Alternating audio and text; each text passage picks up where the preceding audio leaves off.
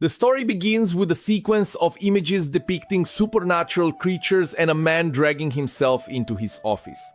Then the scene shifts to his home where he was calmly watering his plants, drinking coffee, and at one point during the day watching a television show about a boy of ice who accesses his status menu. Shortly after, while holding a tablet and browsing an online store, he is mysteriously transported to a forest of gigantic trees, where a strange little green girl appears near him. My friends, up to this point, this is absolutely crazy, and I confess I'm finding it quite thrilling. So let's move forward. As soon as she disappears without a trace, the man, terrified, runs through the forest and comes across the skeleton of a warrior with a sword stuck in its chest. Imitating the boy from the television named Kai, he repeats the action he saw and orders the status menu to open. At that moment, a menu appears displaying his information. Kenichi Hamada, 38 years old, along with Shangri-La and item box. Thinking he has ended up in a world similar to Kai's, Kenichi wonders where his HP, MP skills and magic are. Clicking on Shangri-La, he accesses the online store where he usually shops. Then he opens the item box, but since it's empty, he puts some grass inside to test it before discarding it, and enchanted, he comments that being in another world is simply amazing. To further enjoy his experience, he tries to buy food through the menu but realizes he doesn't have enough credit. He even tries to sell the grass he collected to see if he can exchange it for food, but of course, the item has no value, frustrating him once again. However, as he looks around, he notices a sword in the remains of a warrior and trades it for food. After eating, he also buys a shovel and buries the warrior out of respect, since the warrior indirectly saved Kenichi's skin. And now, with the money from the sword, he buys a bicycle, leather work boots, a sports towel, a compass, and a monocle. Riding the bicycle, he thinks he needs to find a settlement to earn some cash to survive. Later, we see our protagonist preparing a meal using a pot, a stove, and other utensils. Taking advantage of his prior knowledge, Kenichi uses the money he earned to buy items and resell them at a higher price. Up to that point, he was doing very well in this world and was enjoying his adventurous stay. But trouble was on the horizon, folks. While the protagonist was enjoying his meal, several suspicious-looking wolves appeared nearby. Panicking, Kenichi searches for something in the store to defend himself. The first thing he sees is a bow and arrow, but since he's never used that weapon before, he dismisses the idea. Then he finds some rockets for sale and decides to pretend it's New Year's to see if the dogs in this world get scared. However, although the wolves retreat a bit, they simply decide not to give up on turning our protagonist into barbecue and remain nearby. Not wanting to fall behind, Kenichi buys a slingshot and shoots at the wolves several times. This time the wolves finally flee, allowing Kenichi to escape as quickly as possible on his bicycle, venturing deeper into the forest by late afternoon. At dawn, we see that he's exhausted after such an intense escape, and getting up, he wonders if he has reached the edge of the forest. To check, he buys a ladder and upon climbing it, spots a city protected by walls. Well, now he believes he will be safe since he'll be able to earn money and protect himself. With that in mind, he buys black pepper and a leather bag to try his luck within the walls. On the way, Kenichi is almost run over by a young man driving a cart and is surprised to hear him speaking Japanese, indicating that communication with the locals is possible. The cart driver offers him a ride to Dahlia, assuming that's his destination. At this point, he introduces himself as Fuyu, a merchant. Inside the cart, there is a woman whom Fuyu introduces as a traveling bard and his companion. After Kenichi says his name, the merchant comments on the man's strange clothes and unusual name, asking about his intentions in Dahlia. Kenichi says he wants to do business, but Fuyu notices that he has no luggage, which leads him to suspect that Kenichi has an item box. The bard then conjures her bandolin and plays a song about the fine rain that brought the man and the wind and rain in his journey's wake, and that his journey will begin from there. Sometime later, when they arrive in Dahlia, Kenichi helps Fuyu unload some boxes. In gratitude for the ride, he gives the merchant some black pepper. Fuyu wonders why he wants to sell such a dangerous item since the spy syndicate known as Bacopa holds a monopoly in the region and this pepper falls under that. He says that if those guys see Kenichi selling this spice, he will certainly have trouble. However, since it's a personal gift, Fuyu insists on paying, as according to him, local merchants love to buy things cheaply but never accept anything for free. With that, he gives Kenichi some strange coins and leaves. Kenichi examines the coins in the item box and sees that they are 1 copper coin, 1 square silver coin, and another silver coin. Since the value of these coins is described, he calculates that he has 108,311 yen. Wow, the guy made a fortune with just a handful of pepper. In the late afternoon, he goes to a tavern where a girl greets him, claiming it's the best in Dahlia. Kenichi informs her that he has come to stay, so the girl charges 1 copper coin for lodging or a small square silver coin for 2 meals. Since he only wanted lodging, the visitor pays the copper coin, but when he needs to sign his name on the tavern's list, he remembers that he doesn't know how to write in the local language. The girl notices his strange clothes and asks if he's looking for an intermediary. Actually, Kenichi tells her that he intends to do business on his own, but she explains that the Merchants Guild won't register someone who doesn't know how to read, write, and calculate.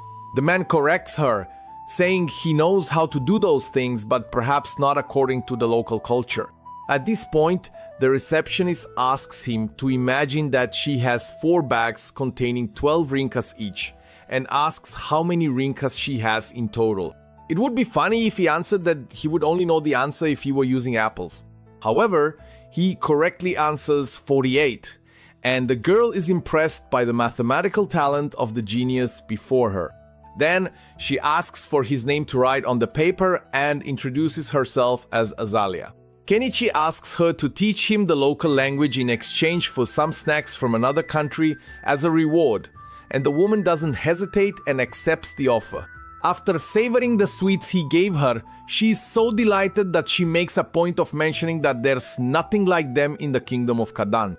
Fulfilling her part of the deal, Azalea teaches the foreigner the native language of Kadan, and he discovers that it's not so different from Japanese, with the numbers using the same decimal system and the digits being treated the same way as Arabic numerals. While posing for a drawing and seeing how quickly the man learned to read and write, Azalea imagines that he will soon become a great merchant and considers becoming his lover. Wow, folks, look at these ideas. However, Kenichi thinks she should avoid an old man like him, especially since he's old enough to be her father. But from the look in the girl's eyes, I don't think she thought of it that way. Sometime later, Kenichi finishes the drawing, leaving Azalea enchanted, feeling like a noble woman for having been portrayed. She then hugs the man affectionately, emphasizing that he gave her sweets and made her portrait, and with that, she takes him somewhere and turns off the lights in the room. I don't need to say anything else. The next morning, Kenichi, probably feeling very much at peace, goes to the guild to register, and the receptionist asks him to fill out a form. Noticing that the papers were handwritten, Kenichi deduces that they haven't discovered printing yet. After filling out the paperwork, he is informed that the registration fee is a whopping 50,000 yen, and our protagonist laments the absurd amount, wondering if he could pay in installments. The guild lady says that's possible, and then she hands the foreigner a guild identification card. She mentions that he must keep this identification visible when doing business, which is why Fuyu also carried one. After leaving the guild, he walks through the Dahlia market and observes that 2 slightly brown sheets of paper cost 1 copper coin, a simple dish costs 1 small square silver coin, and a low-quality knife costs 1 silver coin, which he considers expensive. Suddenly, a girl approaches Kenichi and offers 10 tricolored fruits for 1 copper coin. Wanting to try different types, he takes several and puts them in a bag. Although he has no idea what kind of fruits they are, to find out, he stores the foods where their names are written. The fruits are called Rinyo, Rinzu, and Rinka, the latter being the one Kenichi gave to Azalea when he returned to the tavern, in honor of the 4-basket calculation from earlier. The girl was extremely happy with the gift, as she loved that food. When Kenichi returned to his room, he spent some time analyzing his identification before falling asleep. At dawn, he surprised Azalea by demonstrating his carpentry skills, setting up a sales booth by himself. Additionally, the woman noticed the clips he was using and commented that hers were very weak, expressing interest in buying the ones he had, which made Kenichi see a profitable opportunity with this product. Later, he went to a spot on the street to summon his booth, which was stored in his item box. A merchant from the booth next door took a look at the foreigner's products and showed interest in the clips. Kenichi informed her that they cost 1 copper coin for 5 units, so she bought that amount and introduced herself as Anima. As the hours passed, no one visited their booths, and Kenichi began to get bored. However, as a bit more time passed, some people started showing curiosity about the items he was selling. His booth, mainly because of the clips, attracted more customers on the first day. Anima commented that the clips were selling well and thanked Kenichi for bringing customers to her booth as well. Grateful for the recognition, he realized he had made a profit of 15,000 yen. Perhaps it would be possible to live just by selling these clips, but it was likely that imitators offering similar products would soon appear. At that moment, a well-dressed man with a sword at his waist appeared at the booth, and Kenichi suspected he was someone of high status. The man asked to see a knife, and after testing its sharpness, asked the price. Kenichi replied that it cost 2 silver coins. The buyer thought it was expensive, but having never seen such a perfect blade, he understood the value. Then, he asked if the seller had something larger than the knife. Since Kenichi didn't, he checked the menu of his store while reflecting that finding something larger would be difficult. Still, he ended up finding a hunting sword and offered it to the interested party, who was impressed by its beauty. However, upon learning that it cost 1 gold coin, he internally struggled with his desire to acquire it as he considered the price too high. Kenichi wondered if he had charged too much, but he knew he needed to get the most out of those who could pay. In the midst of this, a catwoman approached the booth, sniffed the surroundings, and suddenly licked Kenichi's nose. Then she was hit by 3 beastmen who were discreetly following her. Kenichi was surprised as he had never seen humanoid creatures like those before. Meanwhile, one of the men tore off the tarp that served as the booth's roof and expressed interest in buying it. Kenichi agreed to sell, but when calculating the price for the 3 tarps the buyer wanted, he ended up confusing them, who were probably humans, and they suspected he was trying to cheat them. However, the swordsman assured them that the seller was correct, and embarrassed by their own distrust, the beastmen left with the tarps. And after that, the swordsman decided to buy the sword. After a long day of work, Kenichi paid for 5 nights of lodging. The scene then shifts, and we see a mansion where the maid Margaret showed her lady, named Primula, the clips she had bought. Impressed by the quality of the items, Primula decided to sell them in her store as well. After all, the motto of the Malo Mercantile Company was never to waste an opportunity. Returning to Kenichi, he decided to take a bath before nightfall and thought he wanted to take a hot bath. At that point, he thought about buying a barrel for bathing, filling it with river water, and heating it with fire, but he realized that if he wanted that kind of comfort, he would need to earn more money. Additionally, he wondered how that Shangri-La worked, since the products simply appeared out of nowhere for him. Reflecting on this, the merchant imagined that there must be some trick or scam involved, thinking that maybe even his soul was in danger because of it. However, one thing was certain: there was no way he could figure it out at that moment. The scene then shifts again, and we see a dirty little girl hunting a bird in the forest to eat. She mentions that her greatest desire is to eat until she's full. And while thinking about this, a man shouts the name Anemone, and the girl has to run away. The next day, Kenichi wakes up early again to set up his stall and continue with his plan, and just like him, Anima also repeats this routine with her mat. While our protagonist organizes the necklaces in his show, he reflects that they may not be made of quartz or diamond, but zirconia and polished glass should still be quite valuable in this world, and he thinks it would be great if he could attract a woman's attention with them. Meanwhile, Anama approaches and, upon seeing the neatly arranged accessories, comments that the shopkeeper always has good items in stock and wonders who the supplier is, but Kenichi smiles and replies that it's a trade secret. At that moment, Margaret, the same maid from yesterday, approaches Kenichi in search of 100 clothespins, which impresses the seller. Calculating the money he will earn, he enthusiastically separates the items, while Margaret glances at one of the necklaces on display. She asks if it's made of diamond, and Kenichi informs her that it's made of polished glass. He thinks to himself that it's actually zirconia, but the seller prefers not to mention that. He says the item costs 6 small silver coins, and the woman is surprised by the low price and asks him to reserve the necklace for her. While dismantling the stall to leave, Kenichi is approached by the beast folk from yesterday, and from the look on their faces, it seems like trouble is brewing. Miley sneaks up and catches the scent of spices on the merchant, and upon hearing this, the burly figures beg Kenichi to sell them some spices, although the human has no idea what they're talking about. Anama intervenes and asks the creatures to stop making absurd demands of the market newcomer, as it would be terrible if he ended up on the radar of Bacopa, the spice syndicate.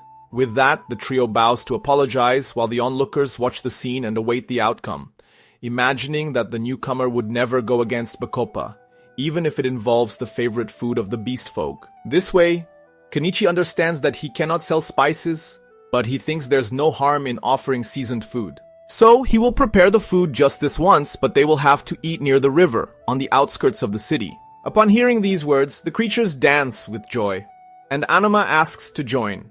Not wanting to waste time, the burly figures help dismantle the merchant's stall in seconds and drag him to the mentioned location. There, Kenichi asks his new friend to help him chop some vegetables, and she asks if they are really vegetables due to their color.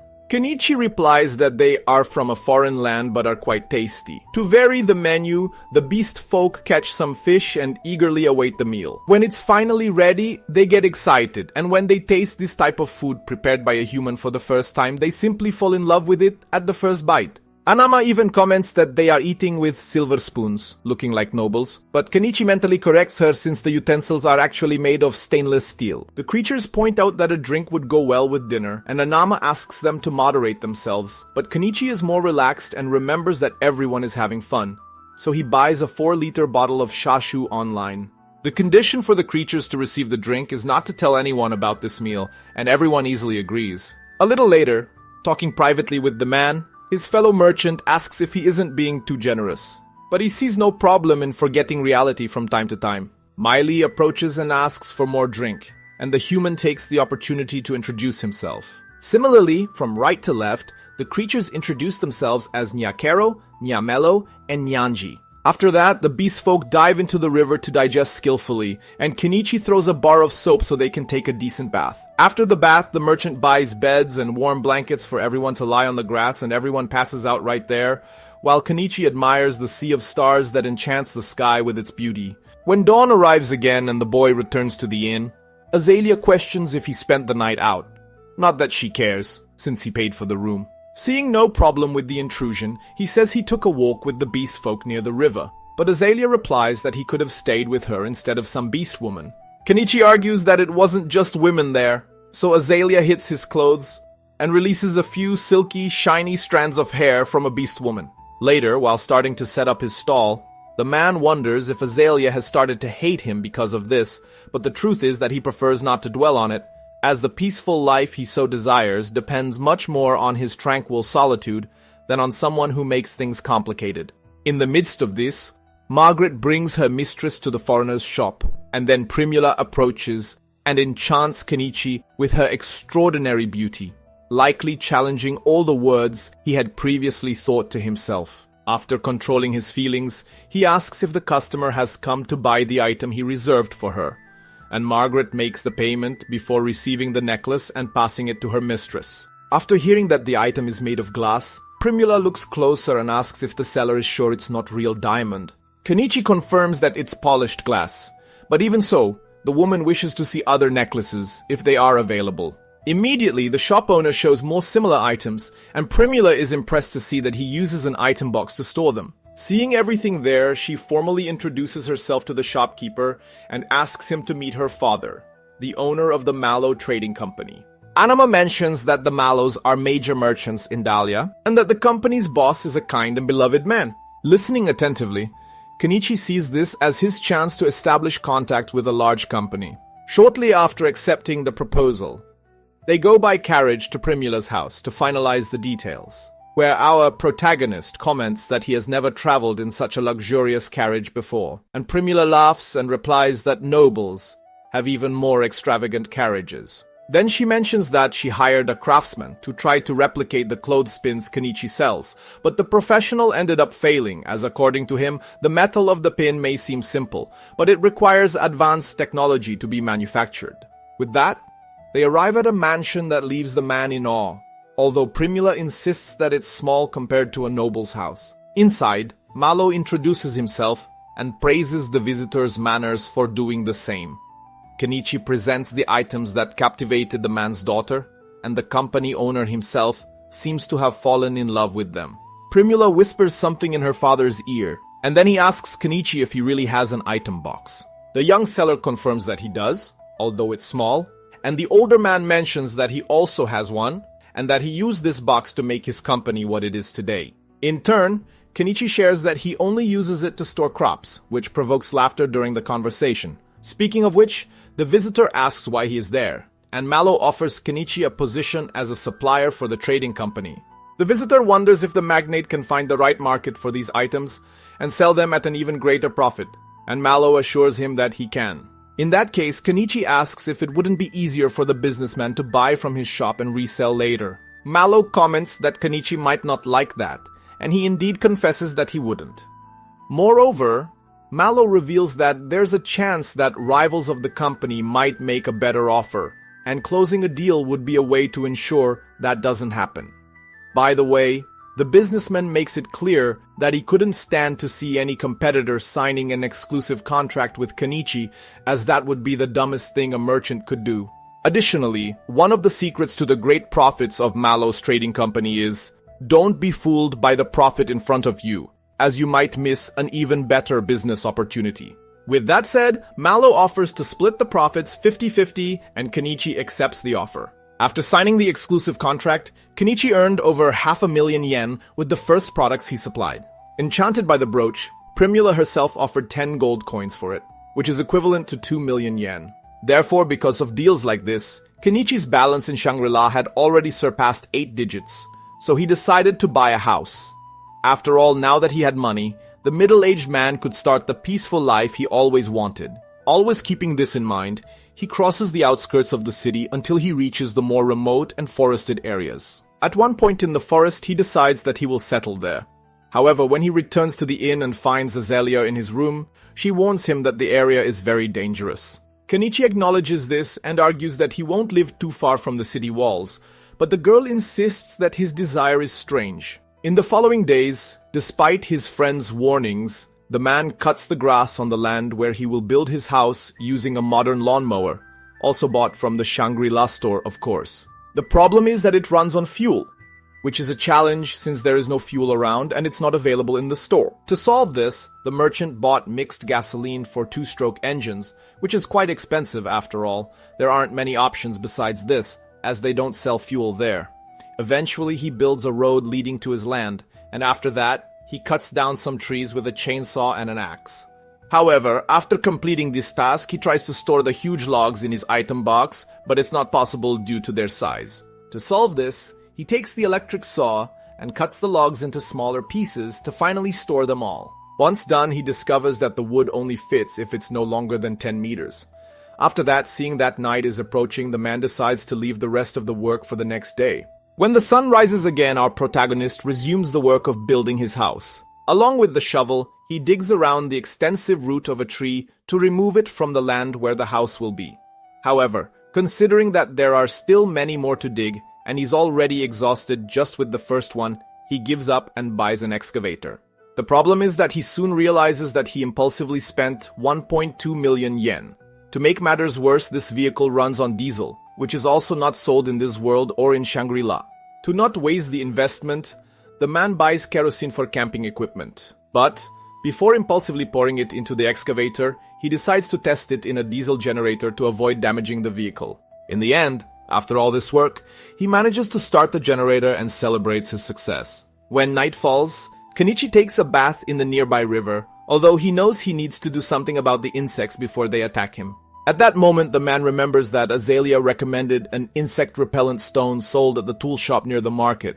When dawn breaks, Kenichi goes there and is greeted by an old man who, according to the merchant himself, looks very much like a wizard. While the attendant comments that he has never seen Kenichi in these lands before, he shares that he came from abroad, and the old man shows interest in buying interesting products from foreign territories. The protagonist asks if the shop has any insect-repellent stones, and promptly, the attendant extends his hand and informs that it costs 3 silver coins, a price the buyer finds too expensive.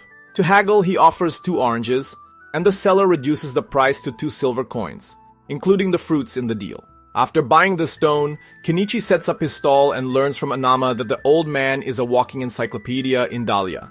That said, the man notices a wanted poster on the wall where the criminal depicted is Shaga, the leader of the bandits in this area. Meanwhile, deep in the forest, we see that a man is selling the blue-haired girl, and she is placed in a carriage full of girls, but the carriage is attacked by Shaga's gang on the way. Returning to the protagonist, he is having fun with his new diesel-powered toy, pulling out all the roots from the middle of his land, as despite the great effort, all of this is for his dream of a peaceful life in this world, although his bank balance after buying the excavator has melted away. With that, the episode ends, and now we wait for the continuation to see if our protagonist will manage to finish building his little house in peace or not.